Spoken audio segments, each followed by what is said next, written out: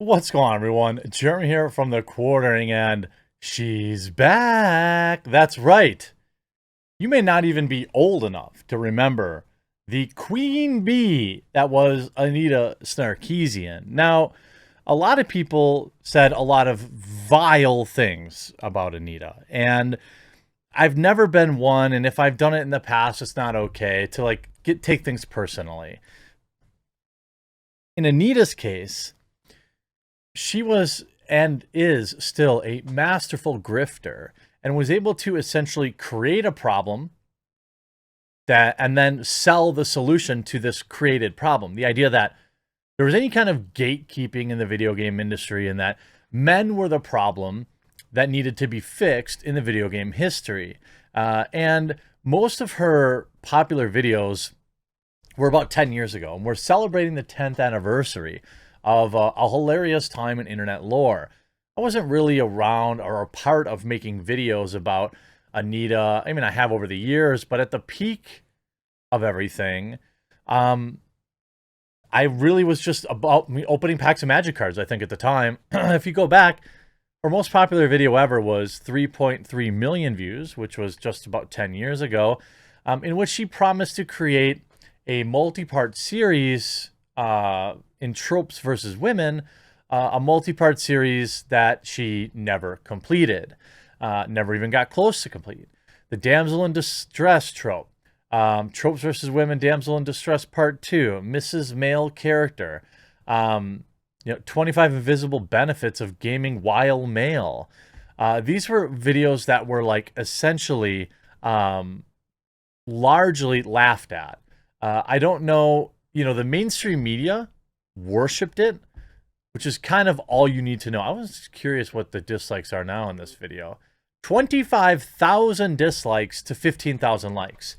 Anita Sarkeesian was everything the mainstream video game media wanted themselves to be. They wanted to attack gamers and blame everyone else for, I don't know, gatekeeping. And now they've trudged her back out there. I don't even know what she's doing for a living anymore. Honestly, I really don't know. Our 10-year anniversary, and she is literally claiming victory. We won. Just think about that for a minute. We won. Like, she's essentially saying that, like, there were no in-depth, strong female characters before her, and due to her effort, which was largely mocked by everyone in the world, suddenly they won. It's like saying, you can't fire me, I quit. She was essentially bounced out of relevance after everyone figured out that there was really nothing there. People forget that essentially she started out as like a info marketer saleswoman. There are early videos of her, running, basically getting training for internet scams. And now, with 217,000 subscribers, in a week, their videos get 500 views. In 7 days, 800 views. 1.3 thousand views. Here's a video from 3 weeks ago. 500 views. The channel is beyond gone. And hey, I give her credit for continuing to grind and keep it up, I suppose. But the channel is just done. And Anita largely is ignored in most circles, except for the few people who still perhaps want to garner favor with her to spend the evening. I don't know. Here's Megan Don't Care. Sarkeesian reflects on 10 years of Tropes versus Women in video games. A decade after its creation, it never got completed, by the way, Tropes vs. Video Games creator Anita Sarkeesian believes those series had an essential, undeniable impact on the games industry. Driving the news, reflecting on her work and its impact on game developers during a game developers conference talk on Thursday, Sarkeesian says that those making those videos today might not be impossible, but harder, as there are fewer examples of quotes, and the examples and patterns are less egregious. In 2012, Sarkeesian kickstarted a video series called Critiquing Tropes in Video Games, such as Damsels in Distress or Women as Rewards. And if you look at this, this is the initial fundraiser. I don't remember really how much it raised. It was an enormous amount of money because a lot of corporations wanted to appear as if they were supportive. Then Sarkeesian and her work became an instant target for meanness, for criticizing video games, misogyny, and otherwise poor treatment of women. During GG, Sarkeesian was one of several women specifically targeted with evil threats and all sorts of stuff. By the way, the FBI came out and said there was never any credibility to any of that stuff. That was debunked by the FBI. But this journalist doesn't bother to include that. Sarkeesian has continued to be a prominent critic and force for change since she won a major award for her work, including a Peabody. A Peabody. What? You've got to be kidding me. Like, what? This is back in 2013, of course, 10 years ago. But she did win it. Sarkeesian said in her talk that tropes helped create conversations. It illuminated patterns of problems that have been staring people in the face for decades, and many of them have never been noticed before. Yeah, I'd argue that AAA games have never been worse right now.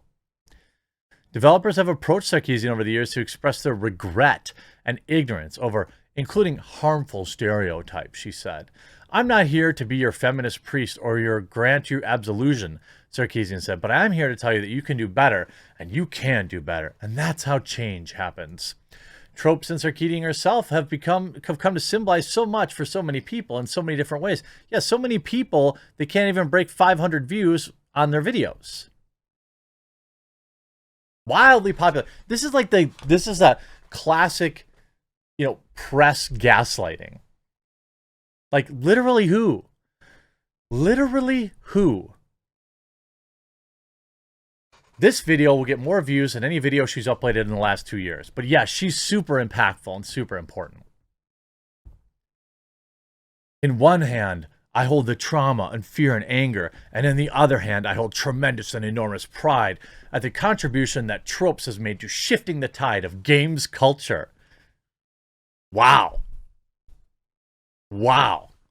What was largely seen by everyone as a complete and utter joke, now she says changed gaming culture. No specific things, but just listen and believe. Although progress has been made, Sarkeesian said the industry itself is nowhere near equitable. I know, and if you give her some more money, she can fix that. It was never just to talk about in-game representation, she said, because, right, no female characters ever existed in video games before her. It was to point out the ongoing revelations of worker mistreatment in games. No, it wasn't. The industry is drowning in trauma and harassment. As an industry, we are not okay, and we haven't been okay. What? Literally what? The idea that 10 years later she says, we won? Oh, okay, so we know.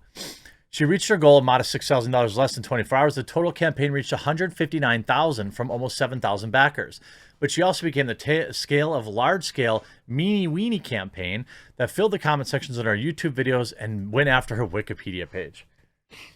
Well, clearly she didn't have anywhere near the number of people agreeing with her that she actually thought.